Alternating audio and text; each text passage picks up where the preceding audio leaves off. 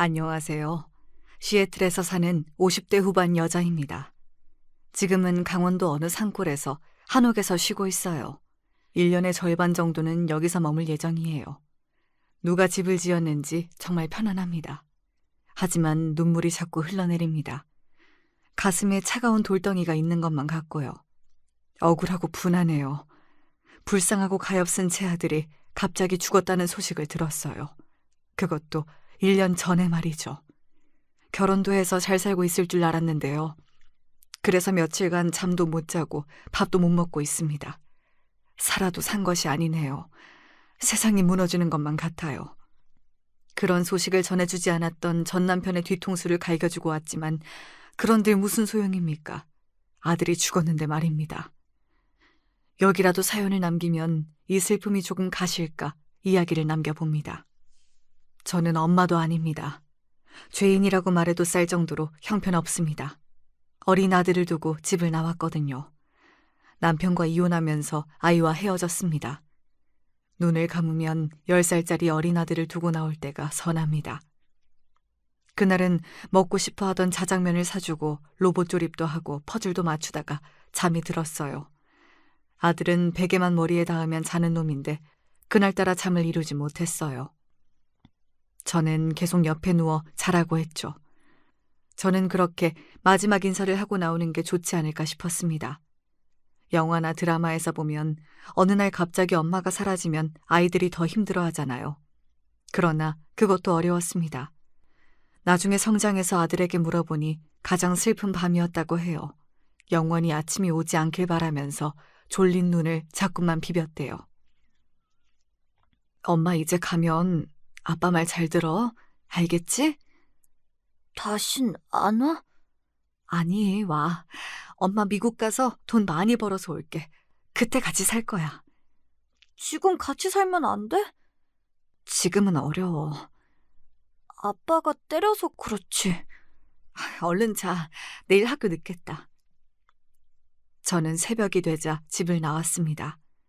아이가 학교 갈 시간까지 있는 것이 너무 괴로웠습니다.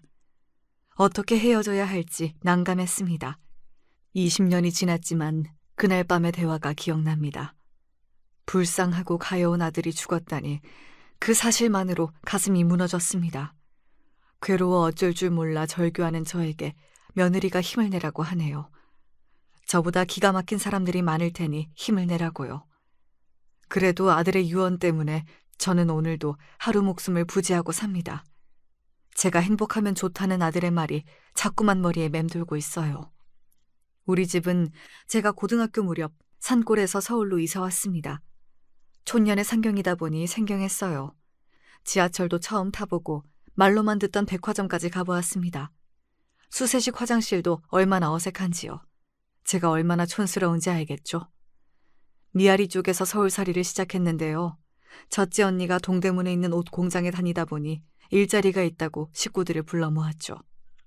산골에서는 땅 하나 없으니 남의 집에서 농사를 돕는 게 다였습니다. 언니가 중학교만 졸업하고 서울 어디 공장에 다니기 시작해서야 저희는 새끼를 다 먹을 수 있었죠. 남동생 둘과 저와 언니, 그리고 아버지, 어머니가 우리 가족이었습니다. 아버지는 다리가 불편했고 어머니는 말을 못하시는 분이었어요. 그리고 막내 남동생은 발달장애를 가지고 있었어요. 그런 장애가 우리 가족의 치명적인 결함이었습니다. 아버지와 어머니 둘 다 크고 작은 사고를 겪으면서 생긴 일입니다. 하지만 남동생이 정신적으로 부족한 상황이 되자 사람들은 병신네 가족이라고 했어요. 언니는 그럴 때마다 화를 냈죠. 그래서 시골 마을에선 살 수가 없다며 서울로 무작정 올라가 규모가 작은 옷 공장에서 일을 시작했어요. 적어도 서울에서는 대놓고 병신가족이라고는 안 했어요. 우리 가족한테 관심이 없었던 거죠. 일단은 막내를 장애학교에 보낼 수가 있었어요. 언니는 공장에서 일을 했고 어머니는 식당에서 일을 시작했어요. 다리를 저는 아버지는 일을 구하지 못했어요. 여자들이 나가서 버는 탓에 그래도 시골에서 땅도 없이 농사 짓는 것보다 벌이가 조금 나아졌지만 고향을 떠난 서울살이는 다들 힘이 들었죠. 아버지는 나중에 구두를 닦는 일을 하셨는데 동생들이 나가서 구두를 걷어오기도 했어요. 앉아서 하는 일이라 마음에 들어 하시던 모습이 선합니다. 우리 가족은 누구보다 성실하게 살아갔습니다. 저도 학교를 마치면 집안일을 했습니다. 셋이 번다고 해 6식구 입에 풀칠이나 할 정도였어요. 저도 겨우 고등학교를 졸업하고 근처 옷가게에서 점원으로 일을 시작했습니다. 한 3년 일했나 봐요. 거기서는 옷도 수선해주는 곳이었어요. 우리 가족은 새 옷을 입기보다 고쳐서 입고 바느질해서 입는 일이 많았어요. 언니 옷을 내가, 내 옷을 남동생이 입을 수 있게 제가 많이 고쳤거든요. 그래서 바느질도 나름 잘했어요. 그래서 옷을 파는 일보다 저는 작은 방에서 옷을 고쳐주는 일을 했어요. 키가 큰 사람에게는 단을 늘리고 작은 키를 가진 사람은 단을 접어 박음질을 해주었죠. 고급 원단은 미싱보다 손 바느질로 고쳐야 했어요. 그렇게 성실하게 일을 하다 보니 사장님이 저를 예쁘게 보셨어요. 그랬더니 그 사장님이 좋은 사람 소개해주겠다고 했어요. 그 무렵 언니도 시집을 갔고 남동생 하나도 공장에 취직해서 집이 안정된 터라 몇 달 후에 저는 선자리에 나갔습니다. 제 나이 23살에 이루어진 남자와의 첫 만남이었습니다. 하지만 대부분 저보다 10살 이상 나이가 많고 한 번 결혼을 한 아저씨들이었어요. 언니가 그 사실을 알고 옷가게 사장과 싸우고는 절 끌고 나왔습니다. 아무리 그래도 제 취자리는 보낼 수 없다면서요.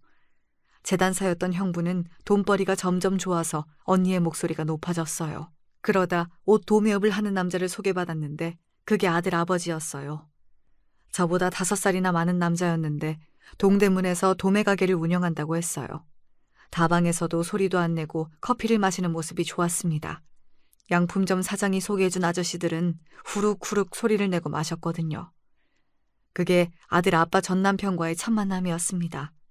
다른 것은 다 필요 없고 시어머니를 모시고 살아야 한다고 했어요. 저는 그게 뭐 어렵나 생각했는데요. 시어머니가 아버지처럼 다리가 불편한 분이었어요. 어쩐지 더 친근하게 느껴졌습니다.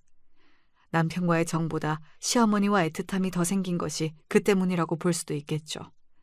그리고 이 남자도 애잔하게 느껴졌어요.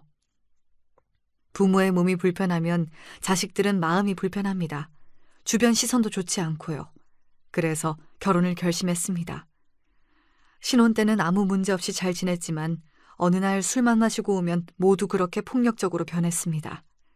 옷가게에서 일한 것이 맞느냐부터 전에 사귄 남자들 다 불어라 등 이상한 말만 했습니다. 언니가 와서 애는 남자고 뭐고 남편이 처음이라고 해도 믿지 않았습니다. 남편은 평소에는 예의 바르고 얌전한 사람이지만 술만 먹으면 인격이 변하듯 이상해졌어요. 문제는 또 하나가 있었죠. 언니한테 기분이 나빴던 옷가게 사장이 제 결혼식에 왔었는데 제가 남자에게 인기가 많았다며 얌전한 고양이 부뚜막에 먼저 올라간다고 겉만 봐서는 모른다고 했대요. 일부러 그랬는지 아니면 우리에게 양심이 있었던 건지는 저도 파악이 되지 않아요. 오죽하면 언니가 다시 가서 따져 물어도 그런 말 한 적이 없다고 한 걸로 봐서는 의도적으로 한 이야기 같았어요. 하긴 제가 그만둔다고 할 때도 언니가 소개해준 남자가 얼마나 좋을지 두고 보겠다고 했거든요. 자기가 소개한 제 취자리라도 그 남자가 공부도 시켜준다고 했다며 좋은 데로 시집가라고 했어요. 지금이면 명예훼손으로 고소라도 하죠. 억울하고 화가 났어요. 하지만 그때는 저도 사회 경험이 없다 보니 대꾸도 못했습니다. 아무리 옷가게 사장이 한 말이 마치 증거라도 있는 것처럼 남편은 저에게 화를 냈습니다. 소개해준 언니에게 좋은 여자 맞는지 입증하라고도 했어요. 도둑이 제발 저린 것처럼 남편의 사생활이 어지럽다 보니 저도 그런 여자로 생각된 모양입니다. 남편의 사생활이 복잡하다는 것도 아들을 낳고 알았거든요. 그때 언니가 얼마나 미안해하던지. 하지만 결혼 선택은 제가 한 것이니 누굴 원망할 수나 있는 차원이 아니었습니다. 인기 많은 여자. 그 말에 남편은 슬슬 본색을 드러냈습니다. 낙이 몇 대가 나중에는 아무거나 잡히는 대로 때리기 시작했어요. 시어머니가 말리려고 해도 다리가 불편하니 그것도 쉽지 않았죠. 시어머니가 못 들어오게 문을 잠그고 저에게 폭력을 행사했습니다. 폭력의 정도가 심해지자 저는 형부에게 도움을 요청했죠. 형부는 남편 가게로 찾아가 흠씬 패주고 온 적이 있어요. 사람들 우르르 몰고 가서 으름장도 놓았고요. 한 번만 더 때리면 죽여버린다고 경고도 했대요. 그런 일이 있으면 그 후 몇 달은 잠잠하기도 했어요. 남편 가게는 밤에 시작해서 아침에 끝납니다. 전국 각지에서 옷 소매업을 하는 사람들이 옷을 사러 오는 곳이니 한밤중에 손님이 가장 많아요. 퇴근은 아침 9시나 10시인데 그때부터 여는 술집도 있어요. 거기서 오후 2시까지 술을 먹고 오기도 했어요. 저는 그럴 때면 일부러 저는 동네 놀이터로 나갔습니다. 이럴 줄 알았으면 옷가게 사장이 권해준 배 나온 아저씨를 만나나 볼 걸 하는 후회도 했지만 거기라고 제 신세가 별반 달라지지 않았겠죠. 언니가 남편에게 술 좀 먹지 말라고 말려봐도 소용이 없었어요. 그렇게 오후 8시쯤 일어나 밥을 먹고 다시 가게로 나가는 것이 남편의 루틴인데요. 남편과 정답게 이야기를 나눈 시간도 별로 없었어요. 밤에 나가서 아침에 들어와 자다가 나가는 게 일이었으니까요. 술을 안 마시면 자기 어머니에게도 잘하는 효자 아들인데 술만 마시면 저를 붙잡고 시비를 걸었어요. 미친 사람처럼 변하는 모습에 저는 요즘도 술이 싫어요. 너 시골에서 사고 쳐서 서울 올라온 거지? 대답 안 해? 그리고 밤에 어디 싸돌아다녔어? 어? 집에 종일 있었는데요. 그리고 언니가 공장에 다녀서 서울로 올라왔다고 몇 번을 말해요. 아니 집에만 있었다고요. 어머니에게 물어보세요. 제가 어딜 나갔다 왔는지 종일 어머니랑 함께 있었다니까요. 그만 못하니? 애 종일 나랑 있었어. 도대체 왜 그러는 거야? 제가 보기엔 때릴 명분을 찾는 게 보였습니다. 심심하면 똥개 괴롭히듯 방 안에 앉아있는 제가 못마땅한 것 같았어요. 그렇게 내가 싫어요? 왜 나만 보면 으르렁거려요? 시끄러워, 이 나쁜 년아. 왜 그러냐고요. 왜 나빠요, 내가? 당신 엄마 모시고 사는데. 지금 생각하면 남편은 돈이 필요한 모양이었어요. 그때 형부가 돈을 조금 만진다는 소문이 있었는데 자기한테 빌려주지 않는다고 투덜거렸어요. 그 후에는 술 먹고 괜히 시비를 걸었습니다. 제가 걸음을 이상하게 걷는다고 머리통을 때리고 아침에 자기 보고 웃지 않는다고 뺨을 때린 적도 있었어요. 그러다 언니가 돈을 빌려주면 몇 달간은 잠잠했습니다. 그래서 전 언니와 형부에게 돈을 빌려주지 말라고 했습니다. 그 돈으로 가게에 투자하는 것이 아니라 술 먹는데 탕진했기 때문이에요. 술 먹고 마구 때리면 저는 이혼하겠다고 소리를 질렀고 시어머니도 저랑 함께 나간다고 남편에게 말했어요. 그러면 남편은 몇 달간은 술을 먹어도 때리진 않았습니다. 누군가는 왜 때리는 걸 다 막고 앉아있냐고 하더군요. 도망을 치던지 이혼을 하던지. 하지만 문 밖에서 아우성 치면서 저를 구해내려는 시어머니가 있었기 때문입니다. 함께 살던 시어머니가 방패가 되어 주셨어요. 제가 울고 있으면 지금 사는 집을 저에게 주신다며 도망가지 말라고 빌기도 했어요. 그게 너무 불쌍했어요. 제가 더 불쌍한데 그것도 모르고 말입니다. 또 이혼하려고 마음먹으면 어떻게 알고 남편이 순한 양이 되기도 해요. 그러면 또 미루게 되는 거죠. 인간은 망각의 동물이라고 하잖아요. 그러다 남편이 술에 취해 개가 되면 후회하죠. 변명하자면 그때는 이혼이 그렇게 쉬운 시절도 아니었고 제가 결혼할 당시 다리가 불편한 아버지가 건강에 문제가 생기셨어요. 그러니 이혼 이야기는 엄두가 나지 않았어요. 언니와 형부가 병원을 모시고 다녔지만 결국엔 손을 쓰지도 못한 채 돌아가셨어요. 말 못하던 엄마도 뭐가 그리 서러운지 아버지가 가시자마자 시름시름 앓다가 아버지 곁으로 가셨어요. 제가 결혼하고 얼마 지나지 않아 벌어진 일이었어요. 이럴 줄 알았다면 시집을 가지 말걸. 저는 많이 울었습니다. 결혼 초에는 부모님의 신체 결함이 저를 위축시켰어요. 임신했는데 애가 병신이면 가만 안 둔다는 남편의 말에도 저는 묵묵히 앉아 있었죠. 아버지, 어머니 어릴 때 당한 사고 충격으로 몸에 문제 있는 거지 선천적으로 문제가 없었거든요.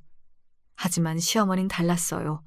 태어날 때부터 다리에 문제가 있었다는데 그걸 알면서도 일부러 생트집을 잡았습니다. 네가 이해해라. 제가 어릴 때는 병신 엄마 때문에 놀림을 많이 받았어. 왜 저만 이해하면 돼요? 어머니가 맨날 그러니까 남편이 더 그럴지도 몰라요. 내가 병신이라서 그래. 그 병신 소리 그만해주세요. 저 진짜 싫어요.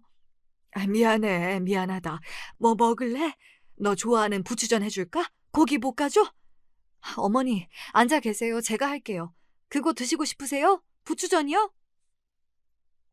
시어머니는 제가 좋다고 했어요. 울다가도 금방 마음이 풀린다고요. 어머니도 남편을 말리다 다친 적도 있었어요. 어머니는 저와 어쩌면 동지애 같은 걸 느꼈는지 몰라요. 하지만 후에 제가 이혼하니 어머니가 달라졌어요. 동지애는커녕 저를 나쁜 엄마 취급하셨어요. 지금 생각하면 어머니는 그냥 제가 필요해서 달래주셨나 봅니다. 그렇게 시어머니가 미안하다고 달래주지 않았다면 제 결혼은 진짜 끝이 났을지도 모르죠. 술만 먹고 오면 말도 안 되는 핑계를 대고 행패를 부리는 남편. 그것만 아니면 결혼 생활은 최악은 아니라고 스스로 달랬죠. 결국 어머니가 남편에게 또 술 마시고 마누라 패면 당신께서 쥐약이라도 먹겠다며 엄포를 놓으셨어요. 그래서 그런지 또 얌전해졌어요. 저는 결혼하고 2년 만에 아이를 가졌습니다. 어머니가 쥐약을 들고 난리를 치니 그제야 정신이 들긴 했는지 저한테 미안하다고 사과도 했어요. 다행히 임신하니 초반에는 술을 마시지 않았어요.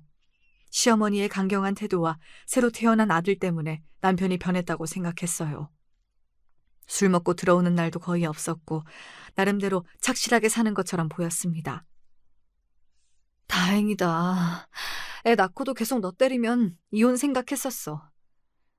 요새는 술은 안 먹고 오는데 퇴근이 늦고 아예 안 들어와.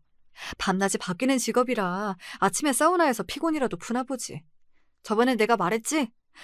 우리 가족 다 미국으로 이민 갈 거야. 미국에서 세탁소 하기로 했어. 늦은 감이 있는데 동대문에서 같이 일하던 동생이 인수해준대. 일손이 부족하니 남동생 둘 다 데리고 가려고 해. 넌 괜찮겠지? 진짜 네 남편 계속 그런 식으로 굴면 이혼하고 미국에 데려가려고 했는데. 애 생기고 괜찮아졌어. 부모님이 돌아가시니 형제끼리 만나는 일도 거의 없어졌는데요. 그래도 언니는 남동생을 다 챙겼나 봅니다. 저는 제 몸 하나 건사하는 것도 힘들었거든요. 그래서 언니는 좋은 남자를 만났을까 싶네요. 우리들을 위해 희생을 많이 했거든요. 이제는 긍정적으로 안정이 되면서 언니는 평온한 얼굴을 했습니다. 돈이 있으면 아무도 우리 집안 무시 못한다며 자기가 꼭 집안을 일으킨다고 했는데 말입니다. 성실한 형부가 재단사로 눈코 뜰 새가 없었고 애들도 셋이나 되는데 그중에서 운동하는 조카도 있어 언니는 뒷바라지에 몰두하게 되었어요. 조카들의 미래도 그렇고 남동생들의 장래도 미국에서 시작하는 것이 좋다고 언니가 말했어요. 특히 장애가 있는 남동생은 좋은 교육을 받을 기회가 있다고 했으며 다른 남동생은 미국에서 형부의 일을 돕기로 했대요. 모두 평온해졌다며 언니는 저의 손을 잡았습니다. 저는 늘 속마음도 표현 못하고 조용한 편이라 언니가 걱정이 많았다는데요. 이제 아들도 낳고 남편도 때리지 않으니 안심하고 미국으로 간다고 했어요. 미국으로 떠나기 전날 남편은 언니에게 내 걱정하지 말고 언니네나 이제 잘 살라고 했어요. 남편도 언니와 형부 앞에서 다신 때리지 않겠다고 단단히 다짐도 했어요. 이제는 편안하게 아들을 키우면 되는 줄 알았죠. 하지만 남편이 술도 안 먹고 저도 안 때리게 된 것이 다 여자가 생겼기 때문이었습니다. 정말 아무도 몰랐습니다. 형부의 지인들이 아직 동대문 근처에서 장사도 하고 옷 공장도 운영했기에 금방 알아낼 수도 있었지만 한 1년간을 속이고 있었어요. 상대가 지방에서 옷가게를 운영하는 여자였기 때문이에요. 남편이 거래를 위해 지방에 간다고 하긴 했는데 그게 다 내연녀를 만나기 위함이었어요. 여자의 직감이 무섭다고 하잖아요. 남편의 태도나 몸가짐이 달라졌음이 느껴졌어요. 남편이 말하는 저는 그저 네 하고 순응하는 편이어서 여자가 있다는 걸 알고 끙끙 앓기만 했어요. 시어머니에게 말도 못하고 혼자 우는 날이 많았습니다. 바람 핀다는 것을 온 감각으로 알면서도 어떻게 해야 할지 난감했어요. 괜히 남편을 소개해준 언니나 형부가 미웠습니다. 미국에서 잘 지낸다는 언니의 연락도 피하고 저는 아들을 업고 동네를 미친 여자처럼 걸어다녔습니다. 그래야 마음이 조금이라도 편해졌어요. 하지만 외박하는 날도 많아지고 휴일에도 집에 들어오지 않았습니다. 답답한 마음은 아무리 걸어도 해소되지 않았어요. 그러다 저도 남편처럼 술을 마셔보았습니다. 이상하게 용기가 생겼어요. 적극적으로 남편의 뒤를 캐고 다녔고 외도 상대가 누군지 알게 되었습니다. 시어머니에게 아들을 맡겨놓고 남편이 누굴 만나는지 어딜 가는지 확인했죠. 드라마에서는 그런 장면이 나오면 득달같이 뛰어가서 두 연놈의 머리를 쥐어 뜯어내곤 하던데 저는 그러지 못했어요. 벌벌 떨기만 했죠. 지금 생각하면 바보 같지만 그때는 머릿속에 아무 생각이 안 났습니다. 저는 남편이 내연녀랑 있어도 조금도 질투가 없을 줄 알았어요. 때리던 남자가 뭐가 좋겠어요. 하지만 질투가 아니었어요. 분노였습니다. 덜덜 분노를 어떻게 풀어야 하나 고민만 했죠. 대전 쪽에서 옷가게를 하는 여자였는데 저보다 5살이나 많았습니다.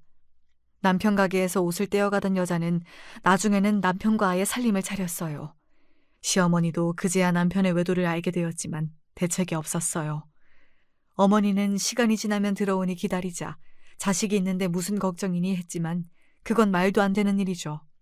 어머니나 기다리는 거지 저는 그럴 여유가 없었습니다. 남편과 애정이 깊진 않아도 그래도 서로 지켜야 하는 의무와 아내로 저의 권리도 있잖아요. 저도 무작정 그 집으로 찾아갔습니다. 가방 안에는 집에서 쓰던 망치가 들어있었습니다. 저는 내연녀의 가게로 들어가기 전에 소주 한 병을 벌컥벌컥 마셨어요. 무슨 용기인지 남편처럼 술을 마시니 비슷한 행동이 나왔습니다. 그 여자의 가게와 살림을 망치를 들고 깨고 부셔버리기 시작했어요. 그 뒤에 남편이 가게로 들어왔는데 저한테 뭐라고 하지 못하던데요. 평소 순한 여자가 그렇게 나오니 남편도 놀란 모양이었어요. 아무 말 없이 다짜고짜 다 쾅쾅 밟아버렸습니다. 지금 그렇게 다 행패를 부리면 고소를 당할 텐데. 하지만 더 무서운 것이 그 내연녀였습니다. 그 여자는 제가 그러면 그럴수록 웃기만 했어요. 소름이 돋았어요. 그 여자가 보기엔 저는 순진한 주부처럼 보였나 봅니다. 남편은 늘 제가 과거가 있다고 의심했는데 이번에는 진짜 과거가 화려한 여자를 만나는 중이었습니다. 술집에서 일한 경험이 있는 여자였고 애까지 있었어요. 저는 말도 없이 가게 살림을 망가뜨리고 나자 그 여자와 남편은 아예 대놓고 바람을 피웠어요. 제가 망치로 둘이 만나라고 쾅쾅 선언한 것이 아닌데 말이죠. 하지만 가게 주변에 바람 핀다는 소문이 도니 여자는 가게를 접어버렸어요. 아범이 병원에 있대. 얼른 가봐라. 하지만 개벌은 남 못 준다는 말이 있듯이 남편이 술을 먹고 그 여자를 팼습니다. 저와 달리 그 여자는 거칠게 반항한 모양이죠. 남편을 술병으로 갈겨서 병원에 입원시켰습니다. 저는 그렇게 남편의 바람이 끝난 줄 알았어요. 머리를 7바늘이나 봉합하고 입원한 모습이 조금은 통쾌했어요. 잘한다, 잘해.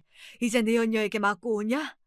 집에 착한 아내가 있는데, 토끼 같은 자식이 있는데, 요즘 시어머니 이렇게 잘 모시는 여자 있는 줄 알아?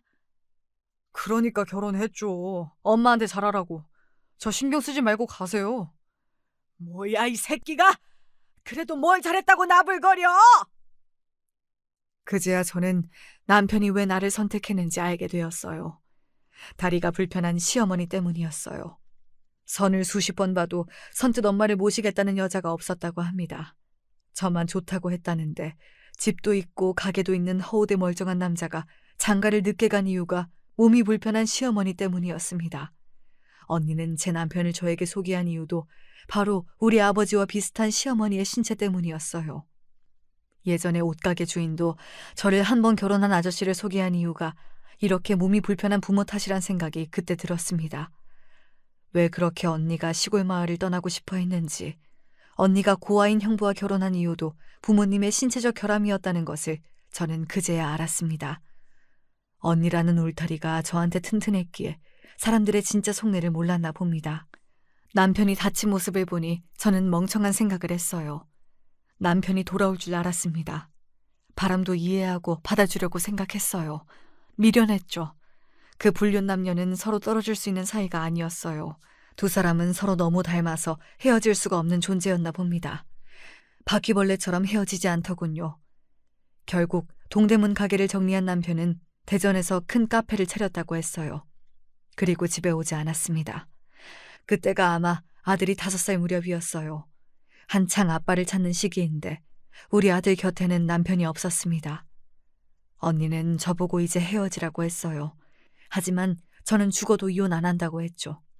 이혼하면 두 사람만 좋은 거잖아요. 내가 미쳤다고 그런 짓을 할까 싶었습니다. 하지만 남편은 이혼도 요구하지 않았습니다. 그저 그 여자와 함께 살아가고 있었어요. 이혼하면 시어머니를 모실 사람이 없었던 것입니다. 엄마를 맡길 사람을 찾는 것이 결혼이 아닌데 저는 그때부터 남편에 대한 미움이 자리 잡았습니다. 어린 자식이랑 몸 불편한 늙은 엄마를 저한테 맡겨두고 저는 좋아하는 여자랑 살다니요. 미국에 있던 언니가 한국까지 나왔습니다. 그 새끼 안 되겠네. 이제는 여자까지 생겨? 너 당장 헤어져. 아들은? 데리고 와. 우리가 키우자. 미국으로 건너와. 가서 일자리 구하고 남자도 많아. 이 미친놈이 사람 패더니 여자가 있어? 내가 미쳤지. 그런 개쓰레기를 소개하고. 내가 미쳤어. 그래, 이제 언니가 다 책임질게. 가자, 일어나. 너랑 조카 하나 내가 책임진다. 넌 쓰레기 밑에서 자식 키우고 싶어? 당장 끝내. 사돈, 그건 안 돼. 그 얘기를 들은 시어머니는 돌변했습니다. 아들을 절대 주지 못하니 나가고 싶으면 너나 나가라 하더군요. 이씨 집안 자손을 어디로 돌리냐며. 그 말도 일리가 있죠. 하지만 저는요, 제 인생은요, 하고 우니까 시어머니가 조금만 기다리면 아들이 돌아올 수도 있다고 했어요. 저는 기차를 타고 대전으로 내려갔습니다. 멀리서 남편의 카페를 바라보고 있었죠. 가서 다 엎어버리고 남편을 데려오고 싶었습니다. 하지만 남편이 제 모습을 보았는지 오히려 저를 끌고 골목으로 들어갔습니다. 야, 내가 생활비 줬지. 애 양육비도 주고. 근데 왜? 왜 왔어? 이러곤 못 살겠어요. 그래서 이혼이라도 한다고? 아니, 집에 가요. 어머니도 기다리고 정우도 아빠 찾는다니까. 난 너랑 살기 싫어. 그냥 여기 있을래. 이혼은 복잡하니까 일단 이렇게 살자. 그럼 난 이렇게 평생 살아요? 당신 데리고 갈 때까지 이 카페에 매일 올 거야. 알아? 이혼해도 자식을 데리고 가지 못하면 저는 이대로 살아도 좋다고 생각했어요. 남편은 제가 며칠 그러다 말겠지 싶었는지 말없이 카페로 갔어요. 저는 3개월 동안 매일 카페 문을 열리는 시간에 그 앞에 서 있었습니다. 가게로 들어가면 영업 방해지만 그 앞 인도에 서 있는 것은 경찰도 끌어내지 못했거든요. 남편의 내연녀는 저만 보고 인상을 찡그렸고 사람들은 제가 거기 왜 서 있는지 처음엔 몰랐지만 차츰 제가 남편의 아내이고 지금 내연녀와 카페를 차렸다는 것이 알려졌어요. 당연히 가게에 손님이 떨어졌죠. 무슨 생각인지 남편은 저를 데리고 집으로 돌아왔습니다. 너 내가 가만히 있으라고 했지. 근데 왜 이러는 거야? 죽고 싶어? 나랑 그렇게 살고 싶으면 살아줄게. 그 대신 넌 내 손에 죽는다. 저는 함께 잘 살 수 있다고 생각했지만 남편은 술을 마셨고 저를 때렸습니다. 아이에게 그 모습을 안 보여주고 싶었지만 남편의 폭력은 점점 강해졌어요. 내연녀를 만나기 위해 대전에 내려가지 않으면 술을 마셨습니다. 그렇게 멍투성이가 된 저를 또 때리던 남편 앞을 어머니가 막아섰습니다. 둘이 갈라서라. 너 정도 못 붙이고 애 엄마는 남편 없이 살 수 없다고 하고 이렇게는 못 살아. 그러다 애 엄마 죽는다. 죽어. 그러니까 카페 앞에 왜 서 있어? 너 때문에 잘 나가던 가게 말아먹었잖아. 그냥 가만히 있으면 되는데 왜 그러는 거냐? 저는 그렇게 버티다가 그만 살기로 마음을 먹었습니다. 누구는 자식 보고 그대로 참고 살라고 하고 다른 사람은 당장 이혼하고 나오라고 하지만 선택은 늘 쉽지 않았습니다. 30인데 자식 놓고 나가. 그래야 재혼이라도 하지. 그래도 어떻게 자식을 놓고 나가요? 제가 데리고 가면 안 돼요? 저 재혼 안 하고 애만 키울 건데요. 네가 먹고 살 순 있어? 우리는 땅도 있고 집도 있는데 넌 없잖아. 내가 위자료 챙겨줄 테니 가라. 그게 너 사는 길이다. 내가 우리 아들하고 손자만 생각해서 너 붙잡아두고 싶지만 네 인생 불쌍해서 안 돼. 얼른 갈라서. 하루에도 몇 번씩 짐을 싸서 나갈까 하다가도 자식이 밟혀 다시 주저앉을 때가 많았습니다. 그러던 중 남편의 내연녀에게서 전화가 왔습니다. 만나서 할 말이 있다고 했습니다. 드라마에서 많이 보던 장면처럼 여자를 다 뜯어주면 속이 후련해질까 싶더군요. 하지만 내연녀는 너무나 당당했습니다. 카페 손해가 얼만 줄 알아요? 그게 나한테 할 말이에요? 내가 저번에 가게 부신 것은 이해했잖아요. 그거 미안한 마음이 있어서 그랬어요. 하지만 한 번으로 끝내야지. 이렇게 길게 이어지면 어떡해요. 아무튼 그 일로 저희 손해가 막심해요. 그래도 다시 한번 호프집 오픈해요. 거기마저 오시면 안 돼요? 그 말 하러 온 거예요? 당신 남편하고 사업자 파트너예요. 말이 사업이지. 함께 살잖아요. 그거야 비즈니스 차원이고. 당신 남편이랑 결혼할 마음은 없어요. 그냥 그대로 계시면 돼요. 아니면 이혼이라도 할 수 있어요? 네, 합니다. 왜 못해요? 그렇게 하세요. 괜한 걱정했네. 미안한 마음은 없어요? 미안한 걸로 퉁 쳤잖아요. 우리 옷가게 망치고 카페 장사도 망하게 한 것. 그거면 됐지. 상당히 미안하니 나도 가만히 있었던 거죠. 평생 이러지 마세요. 이젠 안 참아. 네? 정호 대학이라도 보내려고 하면 가만히 있어요. 남편 돈 벌어야 애 학교도 보낼 수 있는 거 아니에요? 나도 당신 남편하고 헤어지고 싶어도 돈으로 얽혀 있어서 쉽지 않아요. 남자, 여자, 바람, 동물적인 본능으로도 피는 건 맞지만 우리처럼 돈으로 얽혀 있는 관계가 훨씬 많아요. 내가 언니 같아서 하는 말인데 당신 돈 있으면 남편 금방 집으로 들어가요. 근데 당신 돈 없잖아. 내 옆에 당신 남편이 죽치고 있는 것도 내가 돈이 있어서 그래요. 동대문 가게 망한 거 모르죠? 당신들 편하게 살았으니까. 당신 남편은 망해서 나한테 온 거지. 나랑 살림을 차려서 망한 게 아니에요. 이때까지 내가 댁들 생활비 지원도 했는데 너무 나만 나쁜 년 만들지 마세요. 내연녀는 언성도 하나 높이지 않았습니다. 기둥서방이라도 하나 있어야 사업하기 편하다며 제 남편이 그런 역할을 하는 거라고 하더군요. 그래서 죽어도 헤어지지 않으니 저는 제 갈 길을 가는 것이 맞대요. 저는 기가 막혔습니다. 그래서 자신처럼 돈이 없으면 자식도 놓고 나가야 정호 장래에 도움이 된다고 저에게 훈계했어요. 자기가 정호 대학까지 보내줄 것처럼 말하며 오히려 저를 걱정했습니다. 무슨 내연녀가 선생도 아니고 주제에 저를 가르치고 있네요. 화를 내자니 내연녀의 말에 반박할 힘이 없었습니다. 저는 말도 못했어요. 중요한 것은 저는 능력이 없다는 겁니다. 그날로 저는 언니에게 전화했습니다. 미국에 가서 돈을 벌고 싶다고요.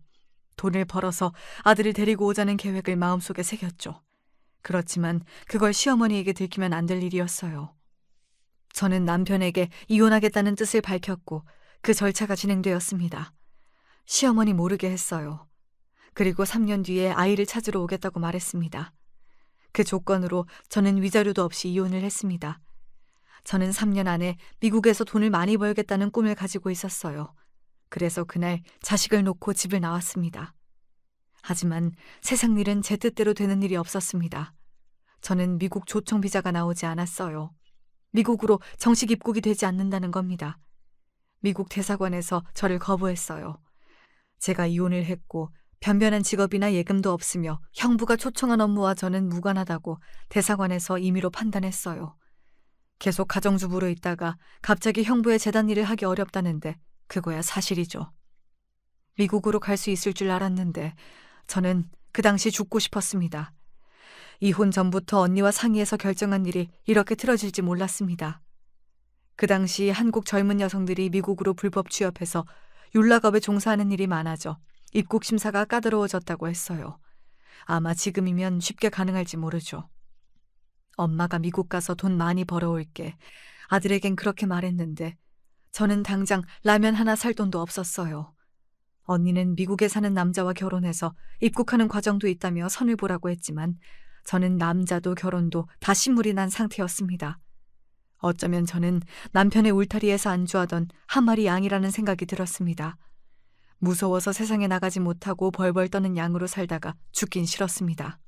무작정 옷수선공을 구한다는 곳을 찾아가 일을 시작했어요. 지금 당장 미국에 못 가도 언젠가 갈 수 있다는 희망을 보고 말입니다. 제가 옷수선 경험이 있기에 가능했어요. 바늘에 무수히 찔려가며 옷을 고치고 매만졌습니다. 시어머니에게 전화를 걸어 아들이 잘 있나 물어보고 싶어도 이혼한 후에는 그게 참 어려웠습니다. 늘 아들을 그리워했지만 연락마저 끊고 1년간 일을 하고 나니 다시 미국으로 들어갈 기회가 생겼습니다. 형부가 운영하는 세탁소에서 옷 수선하는 사람이 필요하다는 연락이 왔습니다. 제가 한국에서 일을 하고 있다는 증명을 보고 미국 대사관에서 입국 신청이 떨어졌습니다. 저는 미국으로 가자마자 세탁소에 딸린 1평도 안 되는 작은 방에서 옷을 수선했습니다. 아침 9시부터 저녁 9시까지 쉬지 않고 옷을 매만졌습니다. 내 손으로 집을 장만하고 아들을 데려올 생각만 가득했습니다. 세탁소에서 죽도록 일했습니다. 아들에게 돈을 보내줄 요량을 말입니다. 돈이 생기면 아들 명의의 통장으로 돈을 보냈습니다. 한국에 있던 1년 동안은 먼 곳에서 학교 가는 아들 뒷모습을 본 적은 있지만 이곳 시애틀에 와서는 아들의 모습을 보지 못해 우울증과 향수병에 시달리기도 했어요. 돈을 차곡차곡 쌓여 아들하고 함께 살 생각하며 다시 마음을 다잡았습니다. 일을 많이 했기에 목 디스크와 관절염이 찾아왔지만 저는 계속 바느질을 멈추지 않았습니다. 언니는 미국에 왔으니 관광이라도 하라 했지만 저는 그럴 여유가 없었어요. 미국인지 시애틀인지 알지도 못했어요. 조카들은 다들 좋은 학교도 다니고 있었습니다. 그게 참 부러웠습니다. 공부를 열심히 하고 자기가 하고픈 일을 찾아 공부하는 모습을 보니 아들이 더 보고 싶었습니다. 그리고 5년이 지났을까요? 아들이 중학교 다닐 무렵 저는 한국으로 전화를 걸었습니다. 아들, 엄마야. 이제 함께 살 수 있어. 엄마 명의 아파트도 있고 너 데리고 오려고 진짜 노력 많이 했어. 여기 미국 시애틀 이모네야. 비행기표 보낼게. 아빠가 그러자고 예전에 약속도 했어. 저는 아빠랑 살래요. 그럼 전화 끊습니다. 전에 전화를 걸기도 하고 엽서나 편지, 선물도 보냈지만 연결도 안 되고 받았다는 답도 없었어요. 시어머니가 중간에서 다 가로막았습니다. 저의 전화나 선물을 받으면 애가 마음을 잡지 못하고 밥도 안 먹고 거부한다고 중간에서 전달하지 않았다고 해요. 그래서 그런가요? 아들은 저에게 쌀쌀맞게 대했습니다. 제가 아무리 전화를 걸어도 아들은 받지 않았어요. 정말 죽기보다 싫지만 전 남편에게 전화를 걸어 도대체 애가 미국으로 오지 않는 이유를 물었습니다. 친구 있고 할머니 있고 다 있는데 네가 오라면 당장 가냐? 벌써 6년이나 지났어. 돈이나 보내. 그러면 생각이 달라지겠지. 남편은 여전히 저를 무시하는 말투였습니다. 그러는 사이 시어머니가 돌아가셨다는 연락을 받았습니다. 저는 전 남편이랑 연락하는 것은 싫었지만 아들이 저를 피하기에 어쩔 수가 없었습니다. 그리고 4년이 지나니 아이가 벌써 20살 성인이 되고 말았습니다. 저는 미국 생활을 정리하고 한국으로 들어가겠다고 언니에게 말했죠. 미국에서 8년 정도 돈을 모았기에 한국에서 아들을 보고 싶었습니다. 수도권의 작은 아파트 정도를 얻을 수 있는 돈과 어느 정도의 생활비를 가지고 한국에 들어갔습니다. 시어머니는 돌아가셨고 남편은 아직 그 내연녀와 함께 지내고 있었어요. 연인 관계는 아니라고 하더군요. 관심도 없는 이야기 그만하고 아들이 어디 있는지 알려달라고 하니 군대에 있다고 했습니다. 저는 군대에 있는 아들을 만나기 위해 통닭이나 김밥을 사들고 갔습니다. 다른 집 아들은 다 나오는데 내 아들만 부대에서 안 나오는 겁니다. 만나기 싫다는 말에 저는 자리에서 주저앉고 말았어요. 전 남편이 어떻게 말했길래 애가 저를 싫어하는 걸까요? 저의 관절에 문제가 상당했기에 심한 스트레스를 받으니 몸에 마비가 왔습니다. 그래서 병원에 입원하고 나오고를 반복했죠. 그러다 보니 아들도 제대할 무렵이 되었습니다. 저는 군대에 있는 아들에게 매일 편지를 보냈습니다. 답이 오길 정말 기다렸지만 끝내 오지 않았어요. 그러던 어느 날 한 젊은 남자가 찾아왔습니다. 바로 아들이었습니다. 저는 말도 못하고 계속 울었어요. 그러다 진정이 되니 아들이 인사를 했습니다. 안녕하세요 하는 인사가 왜 그렇게 서글프게 들릴까요? 몸은 어떠세요? 괜찮아. 너는 왜 대학 안 갔어? 바로 군대 가게? 공부에 소질이 없어요. 그럼 이제 뭘 할래? 아니, 밥은 먹었니? 밥은 다 먹고 왔고요. 어머니, 그냥 이대로 살아요, 우리. 한국에 있지 마시고 미국으로 가세요. 제가 자리 잡으면 연락드릴게요. 아니야, 이제 미국 안 가. 너랑 살려고 미국 간 거지. 너랑 같이 안 사는데 무슨 미국이야. 이모랑 삼촌들은 다 잘 살아. 가족들 다 꾸리면서. 너 왜 그때 안 온다고 했어? 중학생 때 말이야. 할머니 아픈데 어떻게 가요? 그때 할머니 아파서 돌볼 사람이 없었어요. 너 아빠는 뭐하고? 아시면서 뭘 물어요. 아버지 술 먹고 나중에는 저랑 할머니 괴롭혔어요. 그럼 너 미국에다 연락해야지. 엄마한테 도와달라고. 아버지가 엄마 미국에서 재혼했다고 그러던데요. 누가? 미쳤어! 아니야. 너랑 살려고 죽도록 일만 했어. 엄마, 아빠랑 연락하지 마세요. 돈도 절대로 주면 안 돼요. 뭐? 왜? 엄마, 미국 도로 가세요. 여기 있다가 아빠랑 얽혀서 좋은 거 하나도 없어요. 아빠는 돈 생기면 안 되는 사람이에요. 이제는 도박도 해요. 같이 사는 아줌마도 학을 뗐어요. 호프집 하는 아줌마 말이에요. 아들의 말에 저는 하염없이 울었습니다. 내가 그동안 보내준 용돈을 중간에 이 남자가 다 가로챈 모양이었습니다. 그 당시에도 아들은 제가 미국으로 간다고 하면 할머니 요양원으로 넘기고 저한테 돈을 달라고 해코지할까, 안 산다고 했다면서 마지막 헤어질 때 함께 만난 로봇을 아직도 간직하고 있다고 했어요. 저 엄마 너무 보고 싶었는데 그래도 참았어요. 엄마라도 행복하면 돼요. 아니야. 난 너 없어서 하나도 안 행복했어. 너 없으면 그게 행복 아니야. 그래도 미국이면 여기보단 행복할 수 있잖아요. 아버지랑 연락 끊을 거니까 엄마도 연결하지 마세요. 제 번호 없앨 건데 나중에 제가 연락드릴게요. 아들은 무슨 일을 하는지 알려주지 않고 다시 떠나버렸습니다. 아비라는 인간이 더 망가졌다는 것이 어이가 없었습니다. 전화를 걸어 따져 물으려고 해도 아들 말대로 다 지난 일이라고 생각했습니다. 저도 미국에서 돌아가 모든 재산을 정리하고 한국으로 다시 돌아왔습니다. 그 후 아들이 연락이 왔습니다. 지방에서 집을 짓는 일을 한다고 했어요. 어릴 때부터 만드는 것을 좋아하던 놈이었는데 한옥을 짓는 어려운 일을 선택하다니 그래도 대견했어요. 저는 한국으로 돌아와 아들 줄 아파트를 장만했습니다. 결혼이라도 한다고 하면 줄 요량이었죠. 당분간 서울에 있으면서 아들의 연락을 기다렸습니다. 아들은 가끔 서울로 올라와 저와 밥도 먹고 이야기도 했어요. 그러던 중 몇 달간 아들과 연락이 끊겼습니다. 저는 걱정이 너무 되어 밤잠을 설쳤는데요. 알고 보니 전 남편이 사고를 크게 쳤다고 했습니다. 술 먹고 멀쩡한 가게를 차로 들이박았다고 했어요. 그래서 병원비에 가게 보상비까지 마련해야 한다니 저는 전 남편이 있다는 병원으로 뛰어갔습니다. 도대체 그 인간은 왜 그러는 거야? 미쳤어? 술을 아직도 먹어? 이혼 잘했다고 했지? 엄마, 제가 다 알아서 할 테니까 가셔도 돼요. 여기 뭐하러 오세요?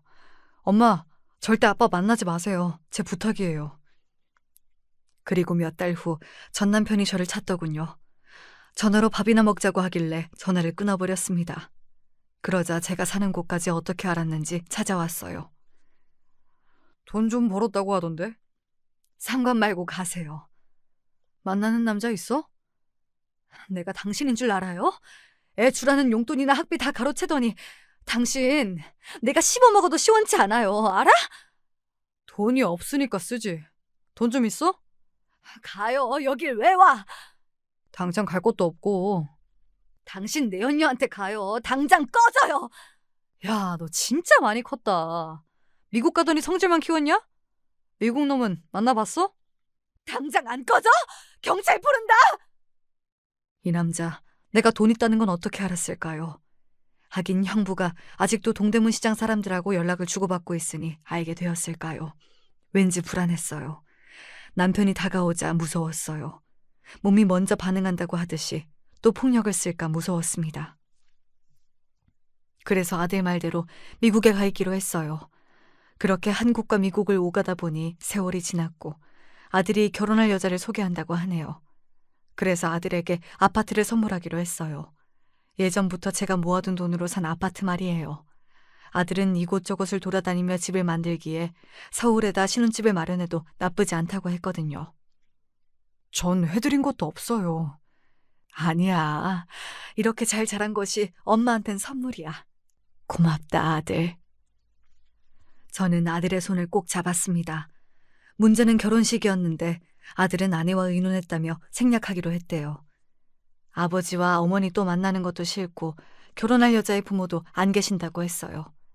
아들이 고백하기로는 벌써 함께 살기 시작했다고 하니 저는 오히려 미안했습니다. 얼마나 외로웠으면 그랬을까요? 하지만 어떻게 된 일이 틀어졌는지 그만 아들과 연락이 끊어졌어요.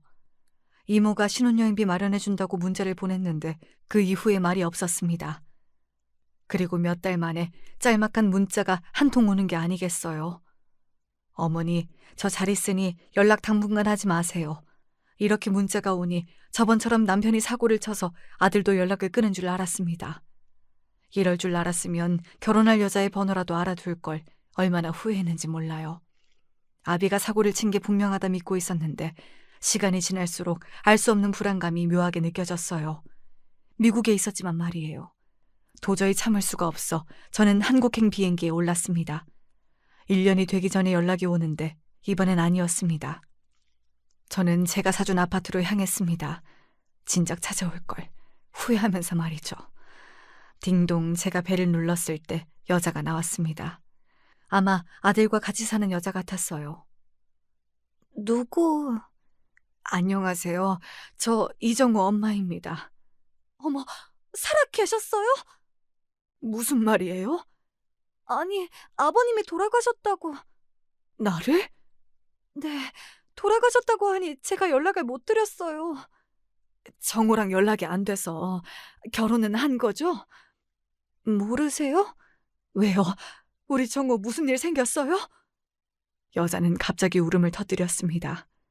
한참을 울더니 아들이 한옥 지붕에서 실수로 떨어져 머리를 크게 다쳤는데 출혈이 멈추지 않았고 한 달을 사경을 헤매다 죽었다는 겁니다. 그 사람 죽었어요. 뭐라고? 그 사람 죽은 지 1년이 넘었어요. 아버님이 어머님도 돌아가셔서 안 알려도 된다고 했어요.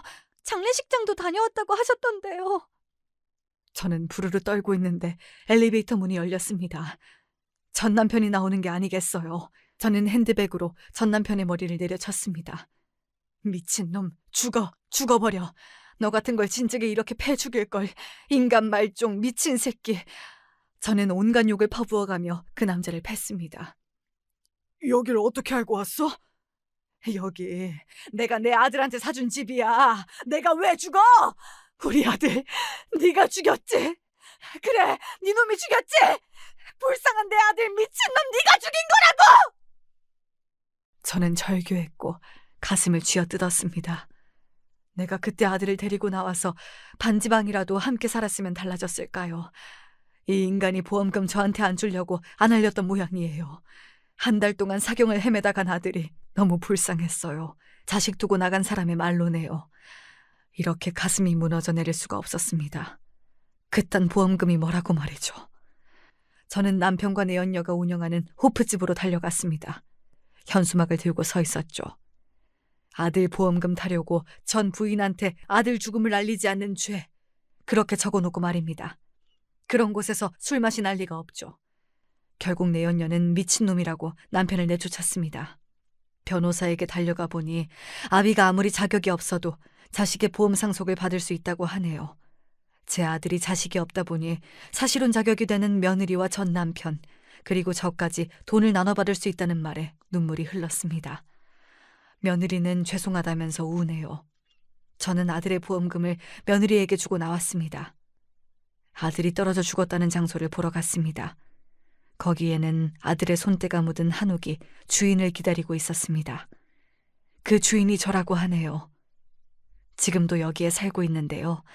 아들이 만든 집이라 그런지 조금 숨을 쉴 수 있네요. 아들과 함께 산 여자, 그 며느리가 말하길 이 한옥에는 추억이 있대요.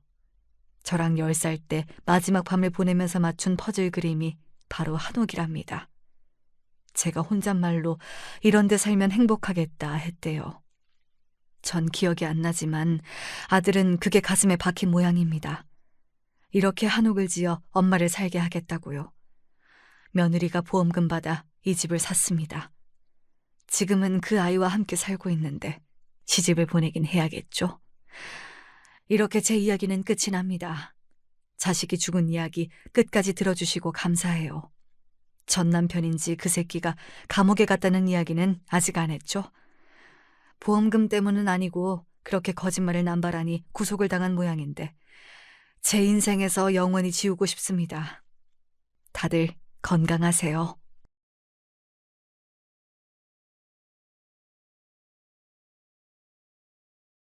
안녕하십니까? 그간 잘 듣기만 해왔던 사연에 빠지다 채널에 저의 이야기를 사연으로 신청해봅니다. 저는 남중 남고를 나왔습니다. 그 뒤로 어쩌다 보니 대학도 남자놈들이 유난히 득실거리는 전공을 택했으니 젠장 맞을 환경을 오래도 겪은 셈이었죠. 제가 그 중학교를 선택했던 건 단 한 가지 이유 때문이었습니다. 동철아, 넌 당연히 가련중학교에 갈 거지? 설마 다른 학교 생각한 거 아니지? 저는 아람중학교에 가고 싶다는 생각을 좀 하고 있었는데요. 굳이 왜 거길 가니? 거기까지 갈 필요가 있어? 가련중학교는 엎어지면 코다할 거리에 있잖아. 내가 너 이렇게 쓸데없는 소리 할까봐 미리 물어본 거야. 물어보길 잘했네. 아람중학교 같은 소리 말고 가련중학교에 가. 하지만 아람중학교가 교복이 더 폼이 난단 말이에요. 그리고 가련중학교는 이미지가 별로 안 좋아요. 양아치들이 많다 들었어요. 너만 양아치 짓을 안 하면 돼, 너만. 교복은 매일 입다 보면 뭐가 됐든 질리게 돼 있어. 엄마는 너 가련중학교에 가는 걸로 그렇게 믿고 있을게. 선생님한테도 그렇게 말씀을 단단하게 드려놔야겠어. 빼도 박도 못하게 해놔야지. 제가 얼마나 짜증이 났던지 모릅니다. 그 망할 놈의 남자 중학교를 간 것은 집과 가까워서 그랬습니다. 그리고 전 어머니를 거스를 수 없는 제 자신을 알고 있었습니다. 짜증은 부렸으나 감히 거역할 엄두는 못 냈어요. 어머니의 뒤엔 아버지가 계셨습니다. 아버지는 무서우신 분이셨죠. 어렸을 땐 특히나 범접이 불가능한 태산 같으신 분으로 여겨졌습니다. 전 아들이었으니 아버지의 무서움이 더 크게 다가왔던 것 같아요. 반항은 즉 죽음이었습니다. 얌전하게 저는 가기 싫어 죽을 것 같았던 못생긴 교복인데다 시커먼 남자놈들만 다니는 중학교에 진학을 하게 됐죠. 사실 그 중학교가 양아치 집합소란 저의 말은 거짓이었습니다. 그런 식의 소문이라면 대부분 중학교가 다 하나씩 달고 있었거든요. 하지만 저는 불행하게도 1학년 때부터 양아치가 되고 싶어서 환장한 놈들을 맞닥뜨리게 됐답니다. 자기들끼리 똘똘 뭉쳐서 소위 일진놀이란 걸 시작했고 무슨 인생의 대선배를 대하듯이 2학년, 3학년 형들에게 깍듯이 굴면서 파벌을 크게 늘려갔습니다. 생각해보면 우스운 일입니다. 불과 몇 주 전까지만 해도 초등학생이었던 녀석들이 교복을 입었다고 해서 난데없이 어깨에 힘을 주고 거들먹거리는 걸음걸이들을 하나같이 장착을 하며 다니는 꼬라지가 가당치도 않았죠. 저는 그런 무리와 어울려 다니고 싶지 않았습니다. 어머니의 말 맞다나 저만 양아치가 되지 않으면 되는 것이라고 생각했어요. 하지만 남자놈들의 세계란 것은 무식하리만치 단순했습니다. 야, 동철아, 너희 집이 좀 잘 산다면서? 너랑 같은 초등학교 나온 애들이 그러던데? 우리 집이? 글쎄다, 몰라. 난 모르는 얘기야. 너희 집 얘기를 네가 모르면 대체 누가 아냐? 그래서 너희 집 좀 사는 거 맞아, 아니야? 조금은 뒤늦게 양아치 무리에 편입을 한 녀석이 있었습니다. 그 녀석이 저와 같은 반이었기 때문에 양아치 무리에 끼고 싶어서 얼마나 환장을 하며 기웃거리다가 그곳의 일원이 되었는지 제가 어렴풋이 알고 있었죠. 그들의 사정에 관심을 안 두려고 노력하며 지내던 저도차도 알 정도였으니 웬만한 녀석들은 그 녀석의 행적을 다 알고 있었을 겁니다. 그 녀석은 성철이었는데요. 제 이름은 동철.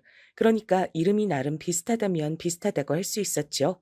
하지만 이름으로 엮이는 것은 더 후의 일이었고 우선 첫 만남이었던 중학교 1학년 땐 전 찌질이 지망생, 성철이는 양아치 지망생으로 각자 성격을 완전히 달리한 채 인연을 맺었습니다. 뭐 악연도 어쨌든 인연이라고 치니까요.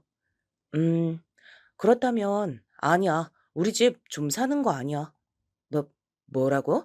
내가 들은 것하고는 다른데 너네 아버지가 사업인가 뭐를 좀 하신다 그러던데. 사업하시는 건 맞는데 그렇다고 해서 집이 잘 산다는 얘기랑은 다른 얘기잖아. 암튼 그래서 좀 사는 거 아니야, 우리 집. 제가 태어나게 됐고 했을 때 안 보는 척하면서 이쪽을 다 지켜보고 있었던 같은 반 녀석들이 저마다 푸흡 하면서 웃음을 터뜨렸습니다. 제가 본의 아니게 성철이 녀석을 한 방 먹인 셈이었거든요. 할 말이 없어진 성철이는 넋이 빠진 표정이었습니다. 저에게 뭔가 트집을 잡고 싶은데 머리는 얼른 안 굴러가서 답답해 미치겠다는 듯 곧이어 입맛을 빠르게 다시더군요. 그러나 결국 별 소득 없이 저의 자리 앞에서 물러나야 했죠. 설마 하니 제가 저희 집 잘 사는 거 아니라고 대답할 줄은 몰랐던 모양입니다. 성철이가 왜 저한테 집안 사정을 물어봤겠나요? 답은 하나였죠. 삥 뜯으려고요. 저희 집이 근데 잘 사는 건 사실이었습니다. 성철이의 표현에 따라서 좀 사는 집이었습니다. 아버지께서 괜히 무서운 분이 아니셨어요. 냉정한 사업가 기질이 강하셨기 때문에 어린 제 눈엔 항상 무섭게 보였던 것입니다. 약간은 특이하게도 친가보다 외가가 더 잘 살았습니다. 친가는 형편이 원래 그저 그랬다고 해요. 반면에 외가는 배에 기름칠할 정도는 꾸준히 하고 살아온 집안이라고 익히 들은 바 있었고요.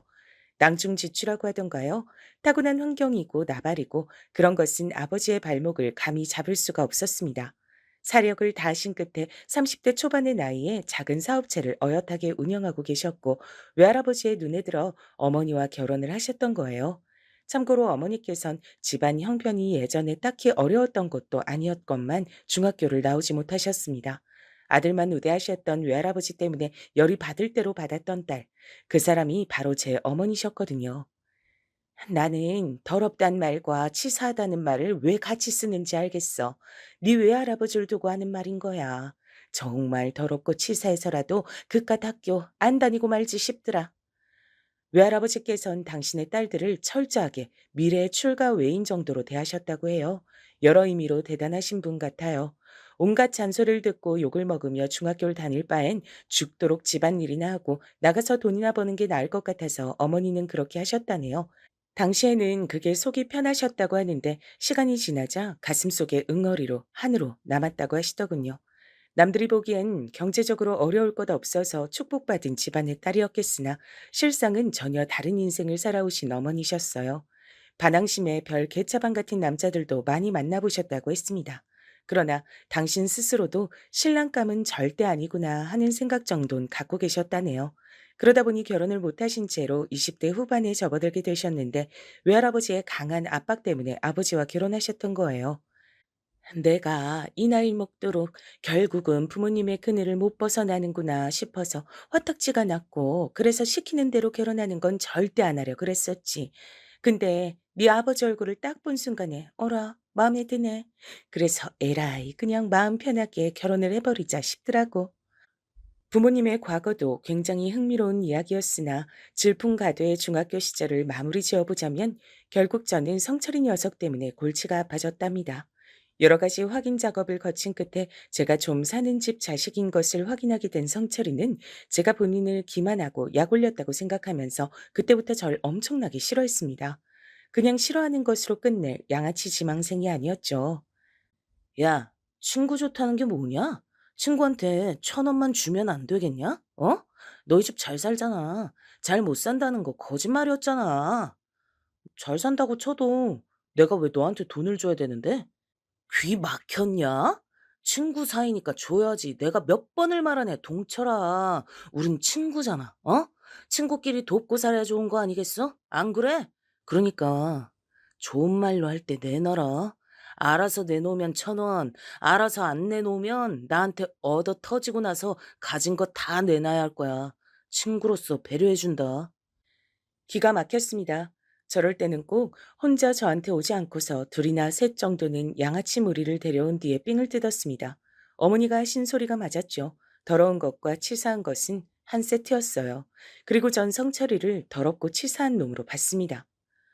부모님 돈이지 내 돈 아니야. 나는 돈 없어. 뒤져서 나오면 10원에 한 대씩이다. 넌 이제 뒤졌다. 그 이전부터 이미 슬그머니 저를 압박하며 괴롭혀대고 있던 선철이는 그날 결국 제 배를 발로 걷어찼습니다.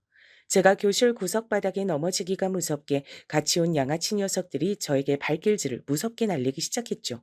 쪽수로 밀어붙이는 더럽고 치사한 놈들이었습니다. 한 놈은 혹시 선생님이 오시나 안 오시나 망을 보는 치밀함까지 갖추고 있었습니다. 하지만 저는 또 성철이를 당황시키는데 성공하고 말았죠. 뭐, 뭐야? 이 새끼 진짜 정체가 뭐지? 왜 돈이 한 푼도 없어? 야, 넌 중학생이 돼가지고 어떻게 1,000원도 없냐? 용돈도 안 받아? 이런 괴상망측한 찌질이 새끼를 다 봤나? 당황한 성철이가 제 가방을 뒤져봤지만 거기에도 돈이 없던 것은 물론이고 딱히 탐이 날 만큼 값이 나가는 학용품 하나도 없었습니다. 그러자 함께 저를 때린 양아치 녀석들이 어이없단 시선을 성철이에게 날리기 시작했죠. 너는 목표물 선정을 이상하게 하는 재주가 있다. 덕분에 우리만 헛고생하네. 뒤늦게 양아치 무리에 들어갔던 성철이는 아직 입지가 완벽하지 않은 모양이었습니다. 금세 식은땀을 흘리는 게 보이더군요. 전 속으로만 웃었죠. 내가 이럴 줄 알고 지난주부턴 아예 돈을 안 갖고 다녔다 이 자식아. 뛰는 양아치 위에 나는 찌질이 있다. 돈 한 푼 없이 어떻게 학교를 다니냐고? 왜 못 다녀? 집이 가까우면 다 가능하게 돼 있어. 삐까 번쩍하던 비싼 학용품, 브랜드 가방, 이런 것들도 진작에 제 남동생에게 넘긴 바였죠. 정확히는 남동생이 것과 교환을 했습니다. 항상 저의 것을 탐내는 녀석이었기에 저의 제안을 무척이나 기뻐했답니다. 남동생은 아직 초등학생이었으니 중학생의 시각에서 보기엔 유치하고 왠지 보잘것없는 학용품들이었죠. 제가 작정하고 대비를 해놓은 탓에 성철이는 저를 쉽사리 엿먹이지 못했습니다. 저에게 돈을 가져오라고, 돈 내놓으라고 그런 으름장도 놓았지만 전 귓등으로도 안 들었어요. 부모님이 보통 엄하신 게 아닌데다가 미칠 듯한 구두쇠셔서 돈의 디귿자만 꺼내도 집에서 처맞는다 그랬습니다. 돈 달라고 그랬다가 부모님한테 맞이나 돈 못 줬다고 너한테 맞이나 그게 그거라고 했더니 성철이가 완전히 어리 빠진 얼굴로 절 쳐다봤던 표정. 그게 정말 가관이었죠. 사실 저라고 해서 양아치 무리에게 찍히고 싶진 않았습니다. 척을 지는 것은 사양이었고 눈에 띄는 짓 자체를 하고 싶지 않다는 게 솔직한 바람이었죠. 그래서 저 돈을 마음이 편하진 않았답니다. 무식한 남자들의 세계에서 얄밉게 나대는 놈보다 눈엣 가시로 여겨지는 놈도 없었거든요. 그런 놈이 되는 것만 싫었기에 저는 적당히 숨을 죽였습니다. 천만 다행이라면 다행히도 성철이 말고 다른 양아치 무리의 놈들은 절 괴롭히는 것에 딱히 관심이 없었어요. 나약하고 온순하고 만만하면 쉽게 그놈들의 표적으로 찍히곤 했는데 제가 그들의 관심사에서 멀어질 수 있었던 건 자명한 이유 때문이었습니다. 괜히 저를 잘못 건드렸다가 제 부모님이 학교에 찾아와서 난리라도 치면 본인들에게 손해가 갈 거라고 생각했기 때문이었죠. 같은 반 녀석들이 동철이는 부모님이 능력이 좋아서 그 자식들이 안 때리잖아 라고 쑥덕거리는 얘기를 제가 몇 번이나 들었었네요. 저를 노골적으로 싫어했었던 성철이만 아니면 그럭저럭 버틸 만한 학교 생활이었고 가끔 만화책 보는 것을 일탈이랍시고 여기는 모범생 녀석들하고만 전 어울려 다녔습니다. 그러다가 집에 큰일이 생기고 말았어요. 아버지의 사업이 폭삭 망해버린 것이었습니다. 폭삭 망했다는 건 외엔 표현할 길이 없다고 큰 고모가 저희 집에 와서 눈물을 훔치시며 그렇게 말씀하시는 걸 들었어요. 꽤나 유복하게 잘 살았던 저희 집은 어느새 빚더미에 올라 있었습니다. 이거 이제 우리 물건 아니야. 이런 것도 다 빚쟁이들이 가져갈 거야. 저희 집에 있는 저희 물건인데 도대체 어머니가 무슨 말씀을 하시는 건지 처음엔 알아듣기 힘들었어요. 하지만 도망치듯 이사를 가게 되었던 날 모든 것이 실감이 났습니다. 제가 중학교 2학년에 2학기를 지나던 때의 일이었죠. 어둡고 습하고 왠지 모르게 그 안에 있기만 해도 기분이 우울해지는 것 같은 방 한 칸짜리 작은 집이 저희 가족의 새 보금자리였습니다. 이곳에서 가장 가까운 중학교에 제 남동생이 진학할 것이고 저 또한 그곳으로 전학 절차를 밟을 거란 얘기를 들었어요. 저에게 선택지는 없었죠. 제가 부모님을 잘 둔 덕분에 무사히 학교 생활을 할 수 있었던 것처럼 미성년자인 자식은 부모님을 따라 명과 운이 갈릴 수밖에 없었습니다. 그런 집에서 살기 싫었어요. 제 침대, 책상, 옷장, 이런 것들은 모두 잃고서 이불 하나만 건졌다는 것도 여전히 믿어지지가 않았고요. 그때까지 평생 알아온 아버지의 모습은 태산이고 호랑이이고 승리자이고 언제까지고 기댈 수 있는 너른 등판이었습니다. 그러나 사업 실패라는 크나큰 몰락을 겪고 나신 아버지의 모습은 초라하고도 슬픈 것이었습니다.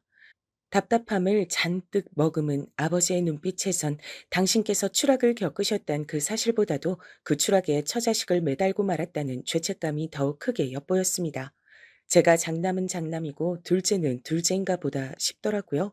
저는 아버지의 그런 기색을 읽었고 애써 의연하게 구시려고 하는 어머니의 노력이 보였는데 남동생은 떼를 쓰기만 했습니다.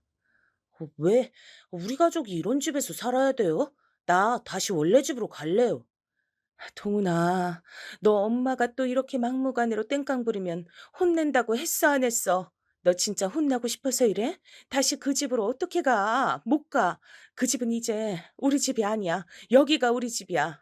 동훈아, 제발 철 좀 들자. 네가 아니라도 엄만 너무 힘이 들어. 엄마야말로 철 좀 들어요. 아빤 자꾸 담배만 피잖아요. 밖에서 담배만 피는 거 내가 다 알아요. 내가 봤단 말이에요. 나하고 형은 학교 열심히 다니는데 아빤 그런 것도 안 하면서 엄마는 아버지를 혼내야지 왜 나를 혼내요? 철부지 남동생 앞에서 어머니는 말문이 크게 막히신 듯 보였습니다. 때로는 순수하기 때문에 어린 아이들이 어른들보다 되려 잔인하게 굴 때가 있다죠. 선과 악의 경계를 아직 모를 때라 그렇다고 하는데요. 이 시기에 제 남동생이 그랬던 듯 싶어요. 보이는 그대로 받아들이고 말을 뱉으니까 부모님께선 크게 상처를 받으실 수밖에 없었죠. 어른이라고 해서 상처를 안 받는 게 아니구나. 아버지도 실패하시고 힘들어하실 줄 아는 분이었어. 나는 왜 아버진 영원히 꼿꼿하실 거라고만 생각했을까?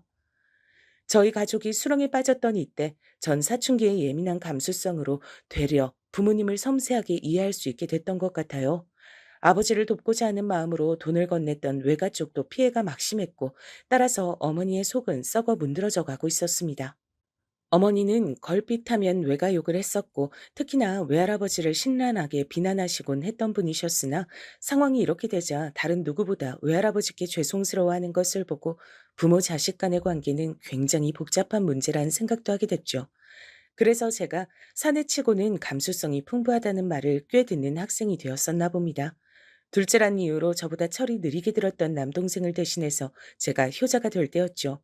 애초에 그 중학교에 진학하고 싶지 않았던 것처럼 전 전학 따위는 가고 싶지가 않았으나 그 불평과 불만은 목구멍 안으로 삼켜버렸습니다. 전학은 3학년으로 올라가던 시기와 맞물려서 이루어졌어요. 조용히 사물함을 정리했고 꽤 친하게 지냈던 모범생 녀석들 몇 척에만 전학 사실을 알린 뒤였습니다. 그런데 학교에는 대체 비밀이란 게 없는 모양이었어요. 어떻게 알고선 성철이 녀석이 저에게 전학 얘기를 꺼내왔던 겁니다. 야, 너 사물함 비웠더라? 가방은 2개를 가지고 왔네. 가방에 사물함에 있던 것을 싹 다 담았나 봐. 너 전학 간다는 얘기가 사실이었구나. 어, 그래, 사실이다. 난 전학 가니까 넌 앞으로 여기서 잘 먹고 잘 살아라. 근데 이 찌질이 새끼가 끝까지 말본세를 안 고치네. 야, 너 부모 믿고서 까부는 것도 적당히 해야 될 거다. 그런 게 영원하리라는 보장이 있겠냐? 안 그래? 성철이가 그때 뭘 알고서 저한테 그런 말을 한 것은 아니었으나 듣던 입장에선 조금 뜨끔할 수밖에 없었죠. 제 본심은 그때 대체 내가 너한테 뭘 잘못했길래 넌 나한테 이러는 것이냐고 그런 것이나 따져묻고 싶었습니다. 그러나 전학이 결정된 상태에서 그런 소모적인 행위 따위는 하고 싶지가 않았어요. 대신 양아치 무리에서 튕겨나가지 않기 위해 안간힘을 쓰며 학교 생활을 하고 있던 성철이에게 선심을 가득 담아 조언을 남겨줬습니다. 야, 나한테 그런 소리를 할 게 아니라 넌 공부부터 해라. 뭐라고? 이 찌질아, 지금 너 공부 잘한다고 나한테 유세 떠냐? 자랑질이야? 확 씨. 그 잘난 대갈통을 박살내 줄까 보다. 네가 전교 꼴찌, 성적 바닥을 기는 놈이었음 내가 이런 소리도 안 하지. 그건 아예 가망이 없으니까. 근데 너 의외로 기본적인 머리는 있는 모양인지 중하위권은 하더라. 전교 등수 복도에 붙었던 날에 네 성적 봤어. 똥폼 잡고 싶어서 양아치 짓을 하는 녀석치고는 성적이 그만하면 괜찮던데. 작정하고 공부 좀 해. 이게 미쳤나? 야, 너 죽고 싶냐? 네 대갈통 따위는 이 주먹 한 방이면 망가뜨릴 수 있어. 너 그거 알고서 지금 나한테 까부는 거냐? 난 어차피 적당히 공고해 갈 건데 공부가 뭔 상관이야? 성적 낮게 보는 공고해 가려고? 그럴 거면 멋대로 공부 안 해도 되겠네. 근데 만에 하나 성적 깐깐하게 보는 인문계 턱걸이라도 하고 싶음 공부해라. 지금이라도 늦지 않았어. 이 찌질이가 완전히 지랄하고 자빠졌네. 벌써 3학년인데 늦지 않긴 뭐가 늦지 않아. 넌 집안이 잘 사니까 언제든지 학원 다니고 과외 받을 수 있으니까 뭐든지 쉽게 느껴지나 봐. 쉽다고는 안 했는데. 그렇게 생각 안 해. 근데 해볼 만하다고는 생각해. 네 말대로 벌써 3학년이잖아. 자포자기하는 녀석들 이미 꽤 많이 나오고 있거든. 그리고 1학기 중간고사 딱 끝나자마자 거기서 절반 이상이 더 자포자기 할 거야. 포기하지 않고 끝까지 해보는 녀석이 진짜 백이 승자다. 여기까지가 내가 해줄 수 있는 조언이야. 너 하기에 달렸지. 이 재수없는 찌질이가 말하는 꼬라지 한번 진짜 두들겨 패고 싶어지네. 그렇게 잘난 척 해놓고 과연 네가 얼마나 어떻게 잘 사는지 어디 두고 보자. 나를 왜 두고 봐? 설마 날 또 만나려고? 그건 사양인데. 아, 그리고 마지막으로 꼭 해주고 싶은 말이 있는데, 야, 너는 양아치 짓이 진짜로 안 어울려. 안 맞는 옷이라고 짜샤. 성철이 녀석은 얼굴이 시뻘겋게 달아오른 채로 저를 진짜 죽여버리려 했습니다. 분명 그 손은 제 목을 조르기 위해 뻗어졌을 테죠. 간반의 차로 전 그걸 피했고 마침 선생님들이 그쪽으로 다가오셔서 전 벗어날 수 있었습니다. 가슴을 쓸어내리며 학교를 빠져나왔었죠. 다시는 발붙일 일이 없는 학교의 건물을 보면서 저는 괜한 오지랖을 부렸다고 후회했습니다. 하지만 성철이 녀석을 다시 만날 일이 아무래도 없을 테니 별일이야 있겠나 싶기도 했죠. 전학을 간 학교 역시도 남자 중학교였습니다. 시커먼 녀석들만 가득했죠. 그리고 이미 3학년이었기 때문에 전 적당히 겉돌기만 하면서 지내면 됐습니다. 용돈 한 푼 없이 학교를 다니는 절 보면서 몇몇은 제 궁핍한 수준을 알아차린 듯 했어요. 전 은근슬쩍 왕따를 당하게 됐죠. 중학교의 마지막 생활은 고요하고도 외로웠습니다. 저는 나름 명문으로 꼽혔던 어느 인문계 고등학교에 진학을 했어요. 그 정도는 저에게 가뿐했죠. 더 괜찮은 고등학교도 사실 합격할 순 있는 성적이었으나 그곳에 가지 않은 이유는 집에서 멀었기 때문입니다. 제가 어느 남자 고등학교에 입학한 것은 집에서 등하교하기에 수월하다는 이유가 컸었죠. 어느새 그 코딱지만한 어두운 공간을 아무렇지도 않게 집이라고 칭하고 있었습니다. 그런 지 꽤 되었다는 사실을 자각하고서 씁쓸하게 고등학교 생활을 시작하려던 저의 눈에 믿을 수 없는 광경이 들어왔어요. 배정받은 교실로 들어선 인물, 바로 성철이 녀석이었습니다. 어? 너 설마 찌질이 새끼? 너 여기 입학했냐? 너야말로 여길 입학했어? 잠깐만, 너 설마 공부했던 거야? 내 조언대로? 이런 미친놈이 그 입 안 닥쳐? 누가 네 조언대로 공부를 했다는 거야? 대체 누가? 하지만 네가 그때부터 당장 공부를 하지 않았다면 여길 올 수 있었을 리가 없는데. 닥치라고 했다. 야, 찌질이, 너 진짜 내 손에 대갈통이 날아가고 싶어서 환장을 했구나. 저를 보며 성철이는 이를 갈았고 1년 전보다 체격이 더욱 좋아진 그 녀석을 보면서 저도 모르게 슬며시 눈을 내리깔았습니다. 머릿속으로는 망했다는 생각이 가득했죠. 역시 그때 괜한 오지랖을 부린 것 같았어요. 그 중학교를 나온 옆반의 녀석을 찾아가 어떻게 된 것인지 민망함을 무릅쓰고 물어보았습니다. 그러자 그 녀석이 알려주길 성철이 녀석이 양아치무리에서 결국 튕겨져 나왔는데 딱히 친구가 없으니까 조용한 모범생들한테 가서 억지로 친구를 먹고 다니더니 소란 안 피우고 계속 공부만 했다는 겁니다. 그리고 아마 이 고등학교는 턱걸이로 들어온 것 같다 그랬어요. 별로 안 반가운데. 그리고 별로 예감이 좋지 않아. 여러분, 어째서 나쁜 예감은 늘 맞는 법일까요? 세상사 결코 쉽지 않은 것 같습니다. 제가 전학을 간 중학교에서 같은 고등학교로 진학한 녀석들도 당연히 몇 있었는데 성철이가 제 얘기를 들어버렸던 겁니다. 저희 집이 쫄딱 망해서 다 쓰러져 가는 구옥에서 살고 있고 그래서 제가 전학까지 갔었단 사실을 말입니다. 오호라, 그런 거였어? 야, 속이 다 시원하네. 처음부터 난 그 새끼가 마음에 안 들었어. 눈깔에서부터 잘난 척하는 기운이 넘쳐 흘렀거든. 촌티만 팍팍 풍기고 놀 줄도 모르고 그저 찌질하기만 한 녀석이 공부 좀 하고 집안이 잘 산다는 이유로 고고하고 매사에 자신만만한 거 그게 그렇게 꼴보기가 싫었는데 아, 하늘이 내 편인가 보다. 어쩜 이렇게 좋은 일이 다 생겼냐? 성철이가 신이 나서 그렇게 말하는 것을 목격한 녀석들이 한둘이 아니었습니다. 옆반 녀석이 저한테 다가와서 그걸 슬쩍 알려줬죠.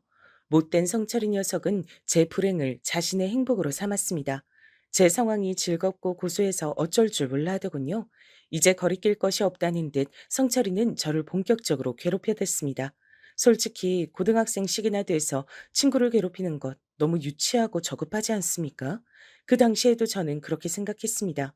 상대할 가치도 없다고 여겨서 성철이가 저의 체육복에 저질스러운 욕을 매직으로 적어놓든 제 교과서에 우유를 붓든 제 사물함에 압정을 쏟아놓든 아님 대놓고 저를 발로 차며 낄낄거리든 그저 묵묵하게 굴었습니다. 따지고 보면 저는 성철이 녀석에게 실질적인 조언을 날려서 도움을 주면 줬지 나쁜 행동을 한 적이 없었습니다. 먼저 시비를 건 적도 없었고요. 그래서 성철이 녀석도 이러다가 말겠지 싶었습니다. 본인 스스로도 이런 걸 내심 부끄러워할 거라고 여겼습니다. 너 이제 부모 백 없다면서? 가난뱅이 다 됐다면서? 꼴 좋다 이 찌질이 새끼. 하지만 세상에는 남을 괴롭히는 것에서 희열을 느끼는 부류가 있더라고요. 남보다 자기가 우위에 서는 것을 계속해서 확인받고 싶어하고 그런 감각에 중독되는 부류가 있다는 걸 저는 성철이 녀석을 통해 배웠습니다. 성철이 녀석처럼 덩치가 꽤 좋고 목소리가 크고 힘이 좋은 녀석이 앞장서서 절 괴롭혀대니까 다른 녀석들도 절 만만하게 여겼어요. 군중 심리라는 게 그렇더라고요. 절 두고 왕따 당해도 할 말 없는 놈, 왕따 당하는 게 당연한 놈이라고 다들 여기고 있었습니다. 선생님들께서도 제가 따돌려지는 그 분위기를 아예 모르실 순 없었습니다. 그러나 절 외면하셨어요. 담임 선생님께 제가 겪고 있는 상황을 말씀드린 적이 있었는데, 그러자 교실에 들어오셔서 모두 앞에서 이렇게 말씀하셨습니다. 명색이 우리가 이만하면 명문이란 소리를 듣는데 학교 이름에 먹칠하지 말도록 적당히들 해라. 친구 괴롭힐 시간 있음 문제집이나 한 권 더 풀어. 출석부로 교탁을 탕탕 두드리며 그런 말씀을 하셨을 때 모두가 절 힐끗거렸습니다. 전 민망해졌고 그때 하필 성철이 녀석과 눈이 마주쳤는데 절 향해서 입모양으로 찌질이라고 했습니다. 웬만한 상황에서 초연하게 구는 것이 저였는데 그때는 정말 수치스러웠던 것 같아요. 그런 식으로 얼렁뚱땅 무말을 하시려고 드는 담임 선생님께 실망을 했습니다. 그 이후로는 아무것도 상담을 청하지 않았죠. 당연히 부모님께는 학교 생활에 아무 문제가 없다고 그렇게만 말씀을 드렸습니다. 울적한 학교 생활, 그리고 집에 와선 사춘기 남동생이 엇나가지 않도록 그 마음을 잘 달래줘야 했고 공부 또한 봐줬어야 했습니다. 그러면서 적나라하게 알게 된 사실이 있었죠. 이럴 수가. 내 동생이, 하나뿐인 내 동생이 돌머리라니. 수학 공식 하나를 두고 일주일째 뱅뱅 돌고 있는 게 말이나 되나? 난 이걸 독학으로 공부했었는데? 큰일이 아닐 수가 없었습니다. 왜냐면 저희 집은 이제 가세라는 것이 기울다 못해서 박살이 난 상태였고 가장 현실적인 타겟책은 대한민국에서 가장 널리 알려진 성공법을 따르는 것밖에 없었기 때문입니다. 그게 무슨 성공법이냐고요? 뭐겠나요? 대한민국 사람이라면 모두 다 아는 그거였죠. 명문대를 나와서 대기업에 입사하기. 필승법이라고 알려져 있지만 아무나 쉽게 따를 수 없기 때문에 많은 이들을 안타깝게 만드는 그런 방법이었습니다. 빚을 갚기 위해 묵묵하게 부모님은 일을 다니고 계셨어요. 큰 실패는 큰 성공으로 덮는 수밖에 없다고, 그러려면 다시 모험을 해봐야 한다고. 사실 아버지께선 이런 말씀을 하신 적이 있었으나 어머니께서 적극적으로 말리셨습니다. 우리 둘뿐이었음 그래도 되지. 모험? 너무 좋지. 멋지지 그거. 당신이 최고로 잘하는 거잖아. 근데 당신 이젠 자식들을 생각해야 될 때야. 이번에 또 실패하면 그땐 진짜 우리 자식 새끼들 볼 낯이 없어져. 그걸 알아야 돼. 그 설득 앞에서 아버지는 고개를 떨구셨고 동의를 하셨습니다. 이를 악물고 두 분 다 일을 다니고 계셨어요. 전 매일같이 피곤에 절은 두 분의 모습을 보며 저와 남동생이 명문대를 가서 대기업을 나오는 가장 안전하고 확실한 방법을 따른 수밖에 없다고 확신을 했습니다. 그런데 제 남동생이 제가 가진 공부머리의 반절 정도밖에 안 된다는 것을 확인하자 절망이 절 덮쳤어요. 그리고 이루 말할 수 없는 책임감, 부담감으로 전 질식할 것만 같았습니다. 제가 삐끗하면 저희 가족은 끝이란 생각마저 들었어요. 저에게 따로 말씀은 안 하시고 계셔도 제가 명문대를 무리 없이 갈 것이란 기대를 부모님께서 품고 계신다는 것을 전 눈치로 알고 있었습니다. 성철이 녀석 때문에 학교 생활을 망쳤다고 의기소침해 있을 때가 아니었어요. 저는 뉘집개가 짖나 하는 식으로 나가기 시작했습니다. 제가 무반응으로 일관하며 괴롭힘 앞에서 지루해야 하기까지 하자 성철이 녀석이 당황하더군요. 너는 개같이 짖어라. 난 공부하련다. 머릿속으로 목탁을 두드리며 매사에 태어나고자 애를 썼죠. 저의 그런 반응에 성철이 녀석은 모욕감을 느낀 듯 했습니다. 매번 표정이 볼만했죠. 이 찌질이 놈은 잘난 척을 도무지 관둘 줄을 모르네. 가난뱅이 주제에 뭐가 그렇게 단단한 척이야. 저를 대놓고 깎아내리는 것에도 전 흔들리지 않았습니다. 제가 아무렇지 않게 반응하니까 다른 녀석들도 슬그머니 절 업신 여기던 태도들을 거두더군요. 남자들의 세계에선 역시 약육강식이 최고인 듯 싶었습니다. 그리고 어느새 그 녀석들도 머릿속엔 이런 생각들을 하게 된 것이겠죠. 제가 당당한 이유? 그건 사실 쉽게 찾을 수 있었습니다. 1학년을 마무리하는 시험에서 저는 전교 3등을 했습니다. 그리고 같은 반 녀석들이 다 보는 앞에서 그 성적표를 받아든 다음 이렇게 혼잣말을 뱉었습니다. 아, 젠장할. 내가 1등일 줄 알았는데 3등이었다니. 그러자 모두가 놀란 숨을 들이키는 소리가 들려왔죠. 전 더 이상 아무도 절 얕보지 않게 됐음을 직감했습니다. 최종 성적표를 받아든 성철이 녀석은 깊은 침묵을 지킬 뿐이었죠. 성적이 개판이었으니까요. 저는 학교 생활을 어떻게 해야 하는지 드디어 제대로 감을 잡은 뒤였습니다. 더없이 당당해지기로 했어요. 근데 갑갑하게도 2학년 때 역시 성철이 녀석과 같은 반이 된 겁니다. 그뿐인가요? 같은 반이 됐다고 하더라도 엮이지만 말았으면 좋겠다 그렇게 생각했건만 2학년 담임 선생님께선 굉장히 화통하신 분이었습니다. 이야, 우리 반에 동서남북이 다 있네. 동철이, 성철이, 남철이, 방철이, 철철철철. 너희들은 오늘부터 우리 반에 동서남북이다. 알았냐? 어디 보자. 동서남북 중에서 누가 제일 공부를 잘하나? 오, 역시 동쪽의 1번이라 그런지 동철이가 제일 잘하는구나. 동서남북의 동, 네가 임시반장 맡아라. 그리고 서, 네가 부반장. 남, 너는 서기, 북, 너는 우리 반의 미화 담당이다. 알았냐? 입이 쩍 벌어졌습니다. 갑자기 동서남북으로 제가 성철이 녀석과 한데 묶인 겁니다. 임시긴 하지만 반장과 부반장이었기 때문에 성철이 녀석과 같이 움직여야 할 때가 종종 있었죠. 중학교 때에 이어서 그때보다 훨씬 더 지독하게 지난 1학년 생활 내내 저를 괴롭혔던 녀석과 동행을 해야 한다니 너무 싫었습니다. 성철이도 내가 더 싫다는 기색을 숨기지 않았죠. 그러나 절 대놓고 괴롭히진 못했습니다. 2학년 담임 선생님께선 오지랖이 강하셨기 때문입니다. 저를 괴롭혔다가 잘못 걸리면 본인만 손해란 것을 성철이는 충분히 인지한 듯 싶었어요. 불행하게도 임시란 이름은 정규란 이름으로 넘어갔습니다. 다른 녀석들이 아무도 동서남북의 자리를 탐하지 않았기 때문입니다. 그렇게 저는 반장직을 계속 수행하게 됐죠. 부모님과 남동생은 제가 학교 생활을 너무 잘해서 반장을 하게 된 것으로 오해를 하고 있었답니다. 그리고 전 얼떨결에 동서남북에 동의되어서 반에서 제법 친구들과 잘 지내게 됐습니다. 이래서 무리라는 것은 중요한 것 같았어요. 제가 동서남북의 일원이니까 다른 녀석들도 절 소속이 있는 놈이라고 자연스레 여기더군요. 전 어느새 완전히 왕따의 그림자를 벗어난 뒤였습니다. 2학년 때는 원활하게 학교 생활을 할 수 있었어요. 성철이 녀석이 저에게 가난뱅이 찌질이라고 이죽거리는 것만 빼면 딱히 어려운 상황은 없었습니다. 대부분의 녀석들과 무난하게 잘 지냈던 것 같아요. 전 내심 성철이를 배은망덕한 놈이라고 여기고 있었지만 한 번도 그걸 입 밖으로 꺼낸 적은 없었네요. 3학년이 되면서 전 대학 입시에만 매달렸습니다. 남동생은 다른 고등학교에 진학한 상태였죠.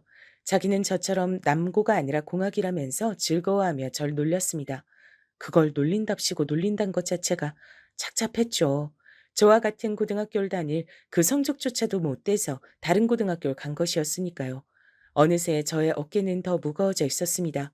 거울을 보면 스스로 깜짝 놀랄 정도로 눈밑이 퀭하게 변한 채 지독한 수험 생활을 전 보내고 있었고, 당시에는 잘 몰랐으나 알고 보니까 저는 꽤 관심 대상으로 등극한 채였습니다. 집이 잘 살다가 한순간에 몰락한 제가 피골이 상접한 채로 입시에만 매달리고 있는데 과연 결과가 어떻게 나올지 모두가 궁금해했던 겁니다. 절 두고 망할 것이다, 성공할 것이다 이렇게 내기를 건 녀석들도 있었더라고요. 참나, 누가 대체 그런 쓸데없는 짓을 하는 건가 싶었는데 성철이 녀석이 주도했던 것이더라고요. 그리고 그 녀석은 제가 망할 것이라는 데에 돈을 걸었고요. 본인이나 잘할 것이지 어처구니가 없었네요. 그래서 제가 그 녀석이 돈을 잃도록 만들었냐고요? 당연하죠. 그해 유일하게 저만 서울대에 합격을 했습니다. 정작 서울대를 진작에 입에 올리면서 자신 있어 했던 다른 녀석들은 미끄러졌고요. 말도 안 돼. 네가 뭘 했다고 서울대야? 공부를 했으니까 서울대지. 넌 어디 붙었더라? 그래도 서울에 있는 4년제는 맞더라. 선방했네. 누구 놀리냐? 야, 너 두고 봐라. 길고 짧은 건 원래 대봐야 아는 법이거든. 우리 부모님 작년부터 사업 시작하셨는데 잘 되고 있어. 앞으로 전망이 좋아. 난 부모님 날개도 달고 거침없는 내 성격으로 앞으로 직직만 해서 보란 듯 성공할 거다. 잘난 척하고 재수없게 구는 너보다 훨씬. 하여간에 성철이 이 녀석은 저에게 유감이 많은 녀석이었습니다. 그걸 깨달으며 졸업을 했죠. 제 졸업식에선 의연하시기만 했던 부모님께선 제 입학식에서 눈물을 보이셨습니다. 어머니가 우신 것은 놀랍지 않았는데 아버지가 제 앞에서 눈물을 보이신 게 너무 놀라워서 심장이 쿵 내려앉을 정도였어요. 수고했다. 그리고 미안하다. 아버지의 모든 심정이 담겨 있는 최고의 인사였습니다. 저는 차오르는 눈물에 그 뜨거운 감각을 느끼며 다짐했습니다. 멈추지 않겠다고요.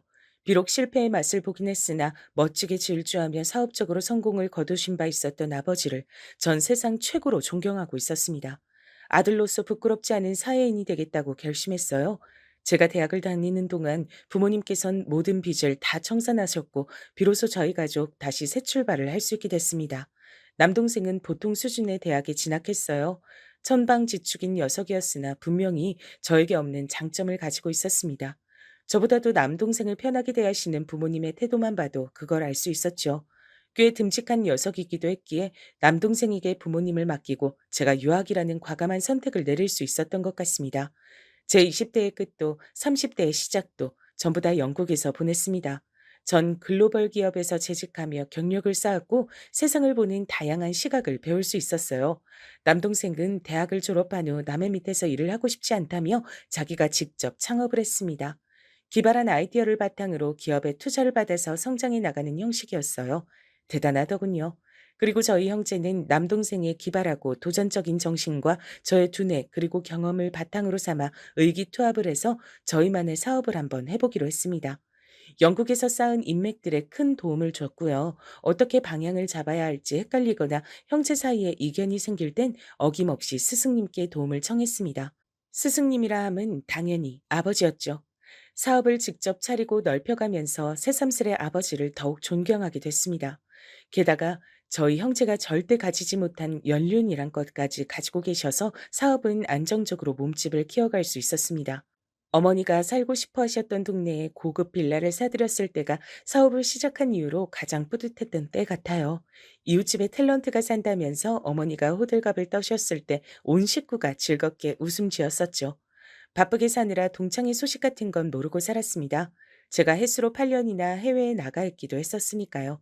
근데 우연히 인터넷에서 모교의 근황을 찾아보다가 저와 함께 졸업한 녀석들이 동창회를 연다는 소식을 접하게 된 겁니다. 졸업한 이후로 세 번째 갖는 동창회라는 것 같았어요. 치열하게 살았던 고등학교 때가 생각나서 저는 당장 동창회에 참석하겠다고 연락을 보냈습니다. 소식지에 적힌 총무 번호로 문자를 보낸 것이었죠. 근데 알고 보니까 총부 녀석이 동서남북의 남이었더라고요. 절 반갑게 맞아주었고 당일에 꼭 참석하라며 신신당부를 했습니다. 기쁜 마음으로 전 동창회에 나갔죠. 장소는 넓은 주차 공간을 자랑하는 돼지갈비집이었는데 제가 일이 바빠서 조금은 늦게 도착을 했어요. 그런데 문 앞에서 나와서 담배를 피우고 있던 새 녀석이 절 발견한 겁니다. 사실 제가 아는 얼굴이 보이길래 손을 흔들었더니 그쪽에서도 즉각 절 알아보더라고요. 공교롭게도 새 녀석은 동서남북의 서남북이었습니다. 그 말인즉 성철이 녀석도 셋 중 하나였단 것이었죠.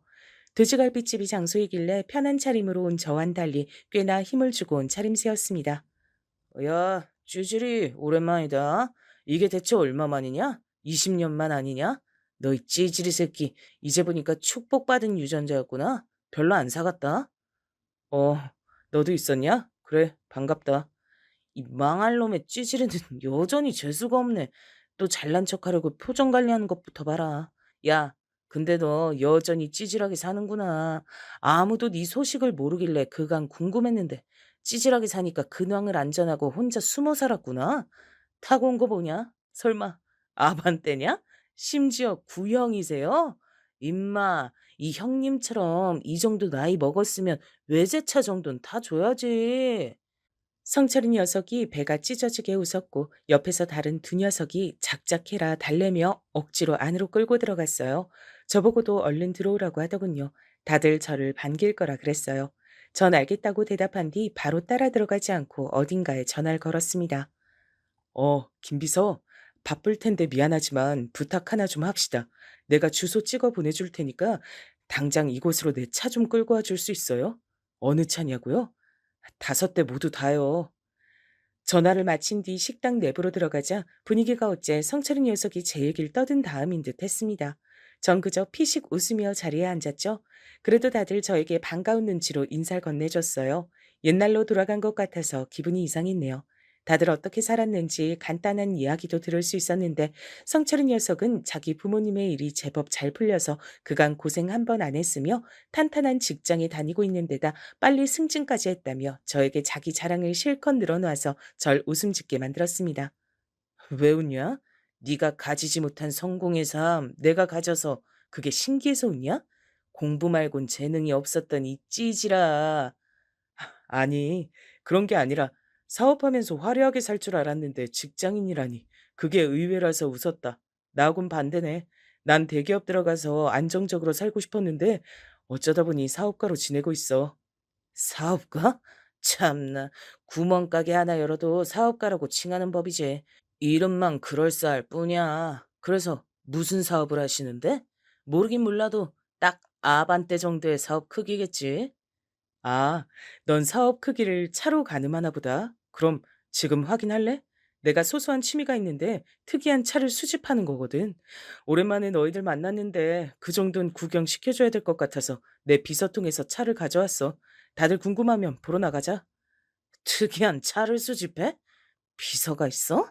지랄하네. 잘난 척하는 게 아주 인이 박혔구나. 그래, 그 잘난 아반떼 말고 뭐 있는데? 어디 한번 보자. 성철이 녀석이 크게 웃으며 앞장섰고 다들 호기심 어린 눈을 한 채 따라 나섰습니다.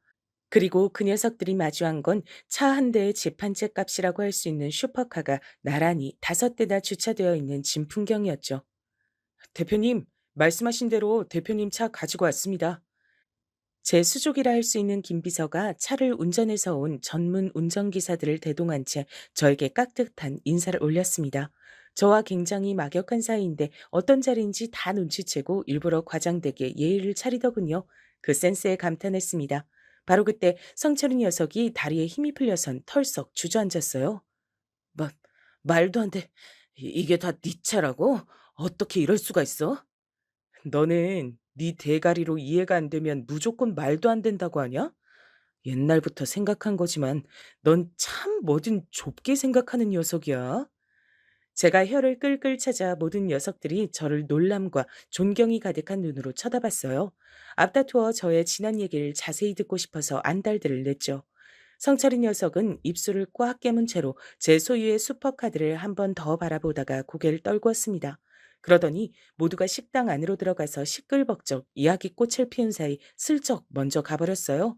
아무도 눈치채지 못한 사이에 말입니다. 다들 뱁새가 황새를 따라갈 수 없었던 것이라며 저와 성철이 녀석을 평하였죠. 술맛이 쓰고도 달았습니다. 며칠 뒤 총무 남 녀석에게 연락을 받았는데요.